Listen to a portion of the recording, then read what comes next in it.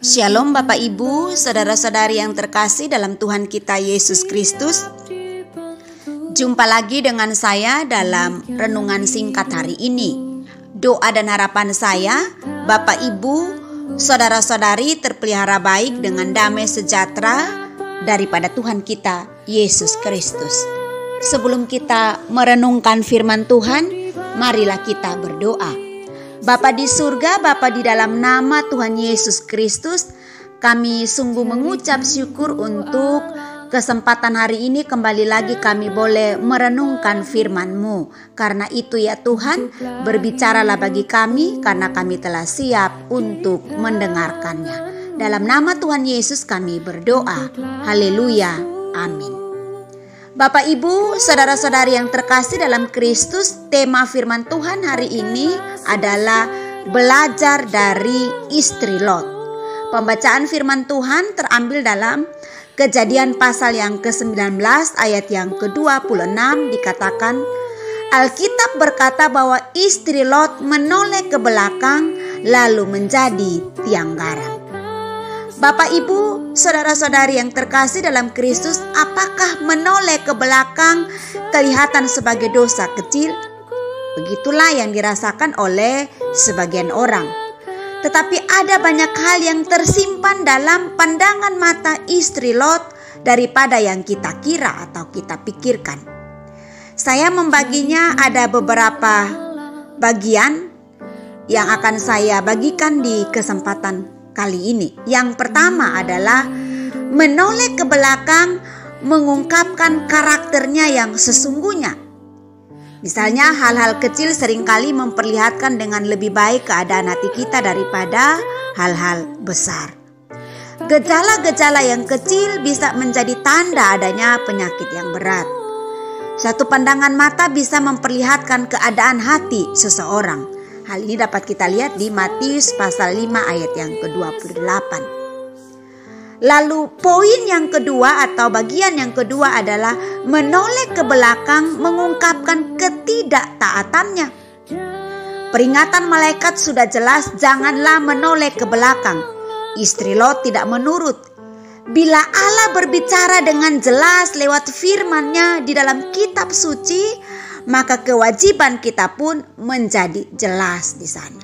Kita belajar bahwa dari istri Lot ini ada pesan atau peringatan malaikat Tuhan begitu amat sangat jelas, jangan menoleh ke belakang. Tapi ketidaktaatanlah dari istri Lot ini membuat dia akhirnya mengakibatkan kehidupannya fatal dalam hidupnya, menjadi tiang garam. Lalu yang ketiga adalah menoleh ke belakang. Kita belajar daripada istri Lot memberi arti kepada kita bahwa merupakan satu ungkapan ketidakpercayaan kepada Allah. Kita lihat bahwa rupanya istri Lot meragukan bahwa Allah akan melakukan apa yang sudah ia katakan, yaitu menghancurkan Sodom.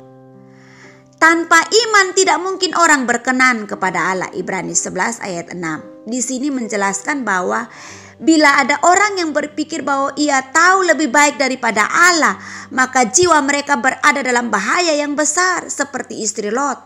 Allah katakan bahwa jangan menoleh ke belakang karena ia akan menghancurkan Sodom.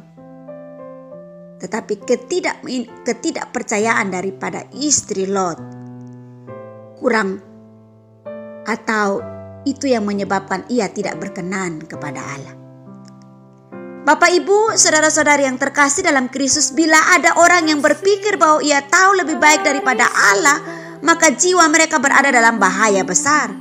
Jika kita tidak dapat memahami alasan Allah mengizinkan hal-hal tertentu terjadi dalam hidup kita, maka kewajiban kita ialah berdiam diri dan tetap percaya kepadanya. Lalu yang keempat adalah menoleh ke belakang mengungkapkan kecintaan rahasia terhadap materialisme dunia ini. Bapak Ibu, saudara-saudari yang terkasih dalam Kristus, ia tidak bisa meninggalkan rumahnya tanpa melihat kembali walau hanya sekilas.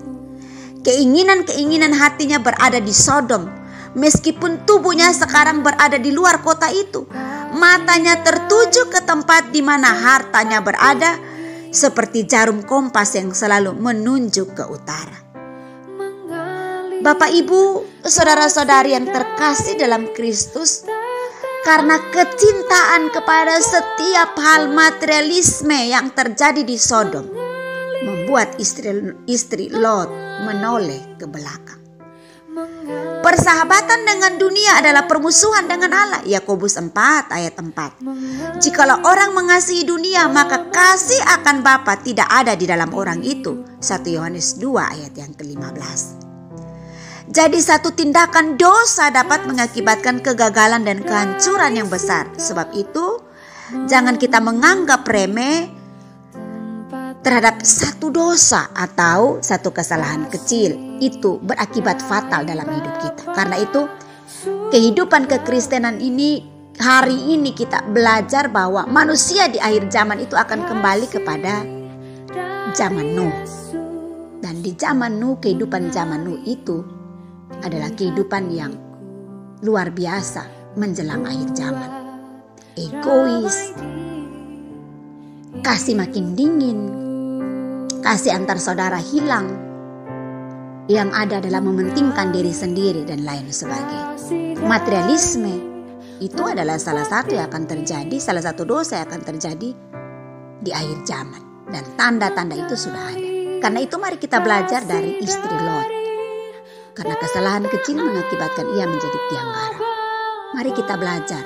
Kita tidak ada yang sempurna di dunia ini. Tapi justru karena ketidaksempurnaan kita itulah, maka kita belajar dari para tokoh-tokoh di Alkitab.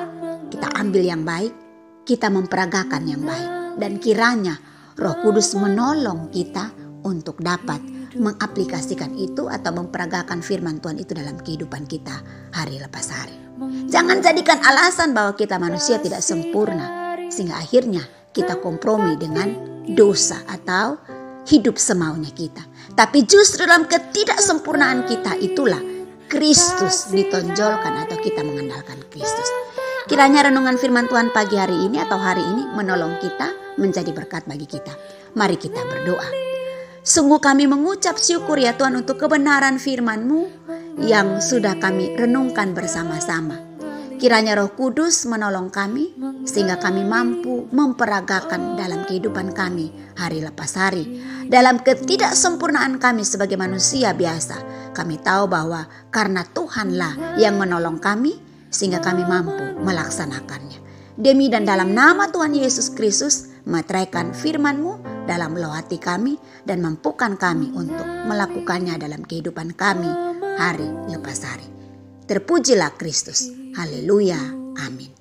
Demikianlah renungan singkat hari ini. Doa saya Tuhan memberkati kita. Sampai ketemu lagi dalam renungan berikutnya. Amin.